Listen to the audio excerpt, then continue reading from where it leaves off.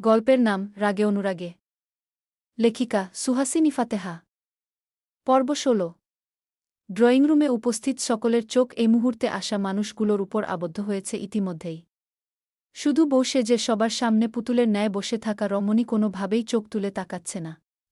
কিন্তু একজন তাকে রাগী চোখে তাকিয়ে দেখছে। এমন সেজেগুজে এখানে বসার মানে কি?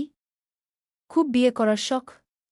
কই, তার জন্য তো কখনো এভাবে সাজগোজ করেনি। তুষার চোখ ফিরিয়ে নিল। ঝিলিকের পানে তাকাল না।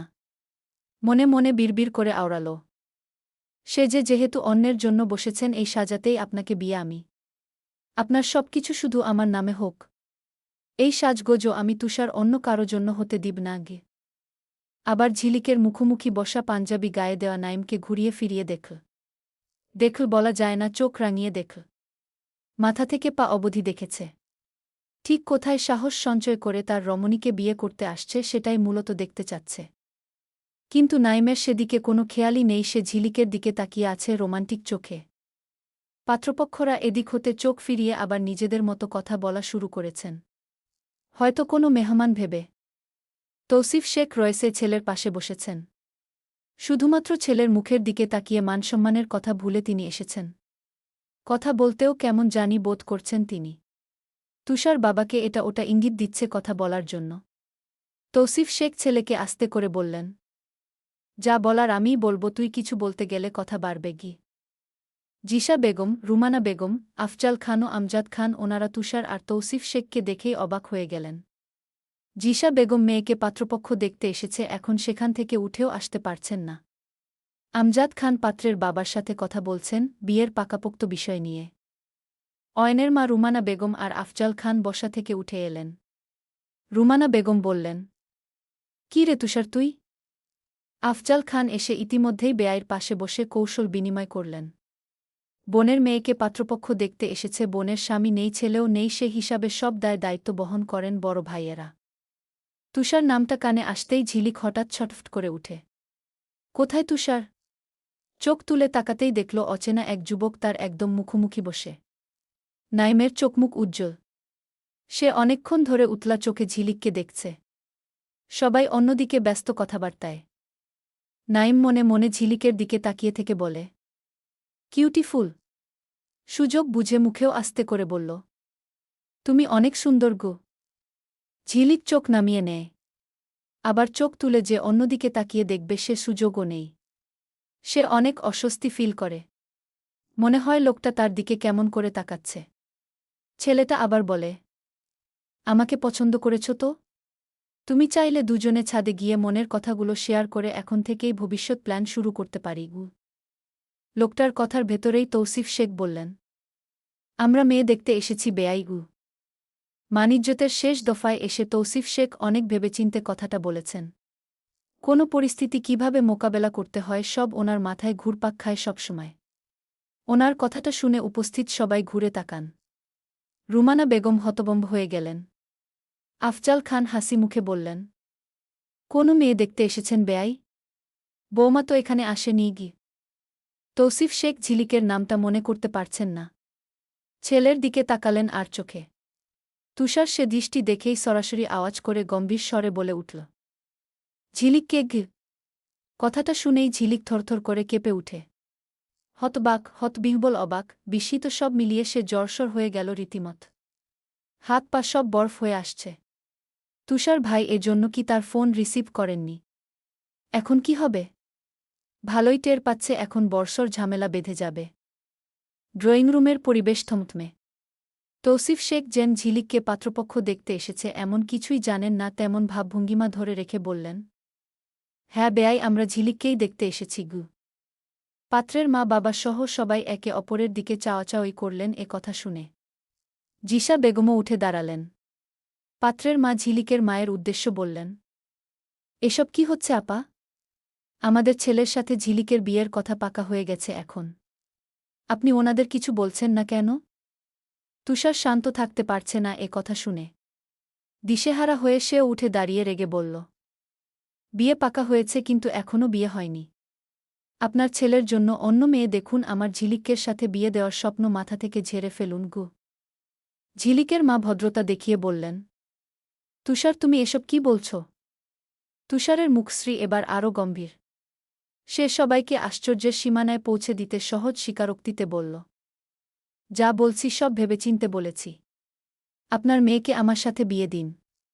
আমরা একে অপরকে ভালোবাসি। পাত্রের মা উঠে দাঁড়িয়ে এবার ছিক ছিক শুরু করলেন। মুখ বাঁকিয়ে বললেন, যা বুঝার বুঝে গেছি আমরা আপা। আগেই বলতে পারতেন মেয়ের বাইরের ছেলের সাথে সম্পর্ক। আপনার মেয়ে নষ্টা। খবরদার, আমার ঝিলিকের নামে আর একটা বাজে কথা বলবেন না গিয়ে। তুষার কথাটা বলতে না বলতেই পাত্র নাইম আচমকা উঠে এসে তুষারের সামনে দাঁড়িয়ে বলল, এই কে আপনি? আসার পর থেকে শুধু আমার ঝিলিক বলে যাচ্ছেন। আমাদের বিয়ের কথা পাকা হয়ে গেছে, ভালোর ভালোই চলে যান।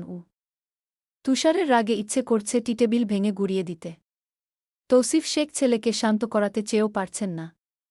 তিনি আসার সময় ছেলেকে কি বুঝিয়ে এসেছেন, ছেলে তার এখন কি করছে? পাত্রের মা বাবা ছেলেকে টেনে নিয়ে বললেন, চল এখান থেকে। এই মেয়ের সাথে তোকে কিছুতেই বিয়ে দিব না আমরা গিয়ে। বলে পাত্রের মা জিসা বেগমকে কুটুকথা শোনাতেও ভুলেননি। নাইম ঝিলিকের দিকে তাকায়। সেদিন দেশে ফিরে আসার সময় হঠাৎ গাড়ি থেকে রাস্তায় দেখেছিল মেয়েটাকে। তখন থেকেই মেয়েটাকে আড়ালে ফলো করে এসেছে। কিন্তু কারো সাথে সম্পর্কে জড়িত এমন কিছু তো চোখে পড়েনি। সে জেদ ধরে রেখে বলল, আমি বিয়ে করলে এই মেয়েকেই করব, ওকেই আমার পছন্দ হয়েছে আম্মু। তোমরা বসো, তোকে আমরা আরও ভালো সুন্দর মেয়ে এনে দিব। চল এখান থেকে, প্রয়োজনে এখন অন্য পাত্রী দেখতে যাব গু। নাইম যেতে চায় না, কিন্তু তা বাবা মা তাকে টেনে নিয়ে যেতে থাকে। সে বারবার পেছন ফিরে ঝিলিকের দিকে তাকায়। ঝিলিক কেঁদে চোখের পানি দিয়ে বন্যা করে ফেলছে ভয়ে। এই মেয়ে নষ্টা কথাটা বারবার তার কানে বাজছে। তক্ষুনি তুষার এসে ঝিলিকের সামনে দাঁড়িয়ে এক ঝটকায় নরম কবজিটা নিজের মুঠোয় বন্দি করে। গভীর কণ্ঠে বলে, চলুন আমার সাথে গু। আতঙ্কে চোখ বড় বড় হয়ে যায় ঝিলিকের। সে ভয় পায়। এমন তুষারকে সে আজ প্রথম দেখছে। কাঁপতে থেকে কোনোমতে বলল, কোথায় যাব? তুষার সে কথার জবাব দেওয়ার প্রয়োজনীয়তা মনে না করে তাকে নিয়ে যেতে থাকে। মাত্র কয়েক কদম পা বাড়াল তুষার, তক্ষুনি জিসা বেগম বলে উঠলেন, যেভাবে এসেছ সেভাবেই ফিরে যাও তুষার। তোমার জন্যই আজ আমাদের ওনাদের কাছে ছোট হতে হয়েছে। তুমি যা করেছ ভুল করেছ। আমি ঝিলিককে ভালোবাসি। সেই অধিকারেই বিয়ে করতে নিয়ে যাচ্ছি। চাইলে আপনারা সবাই আসতে পারেন গু। তৌসিফ শেখ ছেলেকে থামিয়েছেন পথিমধ্যে। তিনি কিছুতেই চান না ছেলের বিয়ে এভাবে হোক। এর মাঝেই জিসা বেগমের হঠাৎ প্রেসার বেড়ে গেল। ভদ্রমহিলা এসব সহ্য করতে না পেরে কেমন মাথা ঘুরিয়ে পড়ে যেতে নিলেন। সবাই ধরাধরি করে সোফার দিকে নিয়ে গেলেন।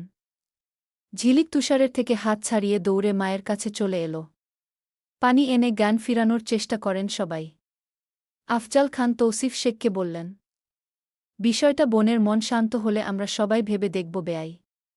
অন্য একদিন আবার এক হয়ে না হয় কথা পাকাপোক্ত করে নিব গ।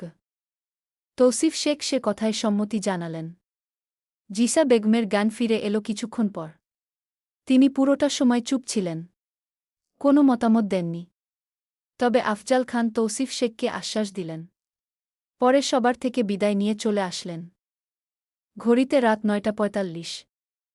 প্রতিমাসের নির্দিষ্ট সময়ের মতো পেটের ব্যথায় শুয়া থেকে উঠতে পারছে না তিতলি। যন্ত্রণায় পেটের নিচে বালিশ চেপে ফুপিয়ে ফুপিয়ে কেঁদে চলছে। এ সময় আলেয়া শেখ মেয়ের পাশ থেকেই সরেন না। তিতলি এ ব্যথা সহ্য করতে পারে না একটু। তখন ওষুধ হটব্যাগ দিয়ে কোনোমতে কমাত। কিন্তু এখন ব্যথা নিয়ে মরা মুরগির মতো ছটফট করছে পুরো বিছানার উপর। ফারাজ মাগরিবের পর কোথাও বেরিয়ে গিয়েছে। তার পরপরই এ অবস্থা। ফারিন বেগম কয়বার ডেকে গেছেন। পুত্রবধূর সাড়াশব্দ না পেয়ে নিচে গিয়ে ছেলেকে ফোন করেছেন এখন। সঙ্গে সঙ্গে রিসিভ হল। ফারিন বেগম চিন্তিত কণ্ঠে বললেন, ফারাজ তুই কোথায়? তিতলি রুমের দরজা খুলছে না। কি হয়েছে কে জানে মেয়েটার। তুই যাওয়ার পরেই দেখলাম নিচ থেকে গেছে যে আর নামে নিয়ে গিয়ে। ফারাজ বন্ধুদের সাথে আড্ডা দিচ্ছিল। যদিও এসব আড্ডাতে সে খুব কমই জয়েন করে। তবে বন্ধুদের জোরাজোরিতে এসেছে আজ। মায়ের ফোন পেয়ে রিসিভ করতেই এটা শুনে সে একটু সাইডে এসেছে। গম্ভীর স্বরে বলল, দরজা খুলছে না কেন? কি করছে ভেতরে? ফারিন বেগম, সেটাই তো তোকে জানাতে ফোন করেছি। কিছুক্ষণ পরপর ফুপানোর শব্দ আসছে। আমি ডাকলেও সাড়া দেয় না আগে। থমকায় ফারাজ। তীক্ষ্ণ চোয়ালখানা কেমন ঝুলে পড়েছে তার।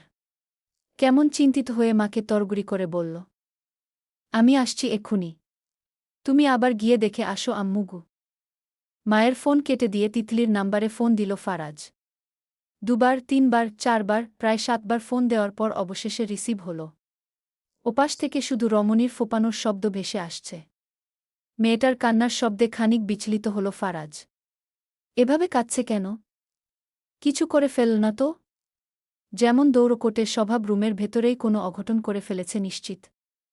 ফারাজের কণ্ঠ আশ্চর্যভাবে খুবই নরম হল। রুমের দরজা লাগিয়ে ভেতরে কি করছ? সব বলো আমাকে। আম ওয়েটিং। তিতলি কিছু বলে না। পরনের সফেদ রঙা পাজামাটায় ইতিমধ্যেই ছোপ ছোপ রক্তের দাগ বসেছে। বিছানার চাদরে কয়েক ফোঁটা লেগে গিয়েছে। কি করবে, তার কাছে এখন কিছুই নেই। বিয়ের পর প্রথম হয়েছে। এ বিষয়ে ফারাজকে বলতেও তার কিশোরী মনে লজ্জা, অস্বস্তি লাগছে ভীষণ। অপর পাশের ফারাজকে খুবই ধৈর্যবান দেখাচ্ছে। সে তখনও একনাগারে অস্থির হয়ে বলে যাচ্ছে, কিছু জিজ্ঞেস করছি আমি। কথা বলছ না কেন? আমি আসলে তখন যদি দেখছি দরজা খুলছ না। আমি আসছি এক্ষুনি, কল কাটবে না। ফারাজের কথার মাঝেই পথিমধ্যে কল কেটে দেয় সপ্তর্ষি। ফারাজ রেগে মোবাইল আছাড় মারতে গিয়েও আবার পকেটে ঢুকিয়ে বন্ধুদের থেকে বিদায় নিতে যায়। শাওন মেকি হেসে বলল, ভাবি কল করেছে নাকি ব্রো? সমস্যা নেই, তোর বউ মানে আমাদেরও অর্ধেক বউ, কথাগুলো আমাদের সামনে বললে মাইন্ড করতাম না গু। ফারাজের অভিব্যক্তি কঠিন। সে কিছু না বলেই বর্বর কদম ফেলে বেরিয়ে যেতে থাকে। যুবকের বাদামি ঠোঁটজোড়া হুট করেই বিড়বিড়াল, আমার কল কাটার জন্য তোমার কি যে হাল করব উ। ফারাজ ড্রয়িং রুমে ঢুকেই কোনো দিকে না তাকিয়ে ধূপধাপ শব্দে সিঁড়ি বেয়ে উঠতে থাকে। তার গম্ভীর সুদর্শন মুখখানা অমন ফ্যাকাশে হয়েছে কেন? সে দরজা খোলার প্রয়োজনীয়তা না করে সোজা করিডোর বেলকনির দরজা দিয়ে পাটপকে রুমের ভেতরে ঢুকল। রুমে ঢুকেই সম্পূর্ণ রুমে নজর বুলাল। তিতলি কোলবালিশ জড়িয়ে অন্যদিক মুখ করে শুয়ে আছে। শব্দ ছাড়া কাঁদছে। ফারাজ ভাবে তিতলি শুধু শুধু কাঁদছে রুমের দরজা লাগিয়ে দিয়ে, তাই সোজা গিয়ে তিতলির পিঠের নিচে হাত ঢুকিয়ে আচমকা তিতলিকে শূন্যে তুলে এনে হেঁচকা টানে শোয়া থেকে উঠাল। কেঁদে চোখ মুখ ফুলে কলাগাছ। ধমক দেওয়ার জন্য ফারাজের পাতলা ঠোঁট জোড়া কাঁপছে। গলায় ধমক আটকে রাখে সে। খসকসে দুহাত তিতলির নরম গালে রেখে মৃদুস্বরে জিজ্ঞেস করে, কি হয়েছে? আমার উ। আমি কি তোতলা বউ বিয়ে করেছি? সবসময় কথা বলার সময় আমামামি তুতো তুমি করো কেন? যা বলবে ক্লিয়ার করে বলবে গি। তিতলি কেঁদে উঠল এবার। নাক টানতে টানতে বলে বসে, কিছু না, কিছু হয়নি গু। ফারাজের কপারে সূক্ষ্ম ভাঁজ পড়েছে। বিদ্দিষ্ট চাউনি গভীরতা পেল। রক্ষণশীল গলায় ধমকের সুরে বলল, কি হয়েছে, বলবে নাকি বলবে না? কেউ কিছু বলেছে? খালামনি কিছু বলেছে? বলতে না বলতেই ফারাজের চোখজোড়া আচমকা করেই তিতলির সফেদ রঙা পাজামার উপর পড়ে। যুবক কেমন ভ্রুদ্বয় কুচকে তিতলিকে উপর থেকে নিচ পর্যন্ত নজর দেয়। What happened? এই কথা আমাকে বলতে এত কাহিনী করছ কেন? পিরিয়ড মনে হয় তোমার প্রথম হচ্ছে? আমাকে অর্ধেক বলতে গিয়ে থেমে গেল যুবক। রমণী লজ্জায় খাটের নিচে ঢুকে যাচ্ছে। তার পরনে লেডিস টি শার্ট থাকায় সফেদ রঙা পাজামায় রক্তের ছোপ ছোপ দাগগুলো স্পষ্ট হয়ে আছে। ঠোঁট চেপে সহ্য করছে পেটের ব্যথা। কোনমতে রয়েছে বলল, আমার লজ্জা লজ্জা লাগছে গু। ফারাজ সে কথার উত্তর দেওয়ার প্রয়োজনীয়তা না করে জিভ ঠেলে অধর ভেজাল। অতি নরম কণ্ঠে শুধাল, পেটে বেশি ব্যথা করছে? এটা আমাকে আগে বললে কি আমি তোমাকে খেয়ে ফেলতাম বেয়াদব। তিতলি লজ্জায় মরিমরি। উপর নিচ মাথা দুলিয়ে নিচু সুরে বলল, হুম। একটু সহ্য করো, আমি আসছি, এখন ফিরে আসব আবার। ফারাজ তিতলিকে আরও কিছু বলে বাইরে গিয়ে হট ব্যাগ সহ ওষুধ প্রয়োজনীয় জিনিসপত্র নিয়ে এসেছে। তিতলি পরিষ্কার হয়েছে আবার।